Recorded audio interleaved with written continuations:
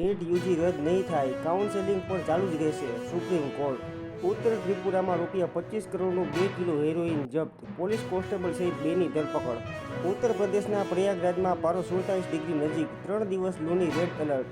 ઉત્તર પ્રદેશમાં 5 દિવસમાં તાપમાન 3 ડિગ્રી સુધી વધવાની આશંકા.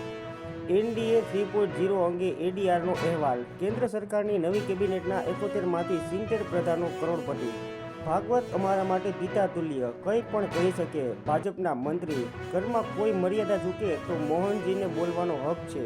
તારીખ 13મીએ ગેનીબેન ઠાકોર ધારાસભ્ય પદેથી રાજીનામું આપશે. વિધાનસભામાં કોંગ્રેસનું સંખ્યાબળ 12 જ રહેશે. જિલ્લાઓમાં પોલીસની બદલી કરવાની સત્તા ડીજીપીને સુપરત. તાલાલા માર્કેટ યાર્ડમાં કેસર કેરીની સિઝન ફક્ત 42 દિવસમાં જ સંપન્ન. ગણેશ જાડેજા સહિતની ટોળકીના ઘટના સમયે પહેરેલા કપડાં તથા મોબાઈલ ફોન મંગાવાયા.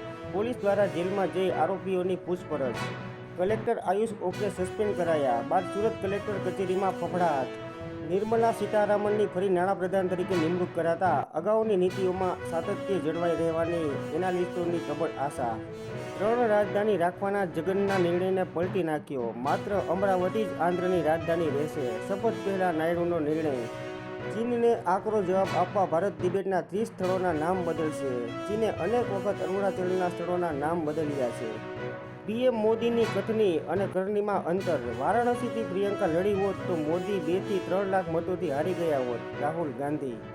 નવી સરકાર વીઆઈપીઓની સુરક્ષા વ્યવસ્થામાં ધરમૂળથી ફેરફારો કરશે. પેટા ચૂંટણીમાં 5 ધારાસભ્યો ચૂંટાઈ આવતા વિધાનસભામાં ભાજપની સભ્ય સંખ્યા વધીને 161 થઈ. 2 બેઠક ખાલી રહેશે. સમાચાર દેવભૂમિ દ્વારકાના. પેટ્રોલિંગ દરમિયાન વધુ 2 સ્થળેથી 21 પેકેટ બિનવારસી ચરસ સાંપડ્યું. મોજપના દરિયાકાંઠેથી 10.42 કરોડના ચરસનો બિનવારસી જથ્થો ઝડપાયો. વલસાડ, વાપી થઈને નવસારી સુધી નૈઋત્યનું ચોમાસું બેઠું. ગુજરાતમાં ગત વર્ષ કરતાં 2 સપ્તાહ વહેલું ચોમાસું પ્રવેશ્યું. ગેરકાયદેસર બાંધકામો નિયમિત કરવા સરકાર વધુ એક તક આપશે. 15મી જૂને ઇમ્પેક્ટ ફીની મુદત પૂર્ણ, સમય મર્યાદા વધશે.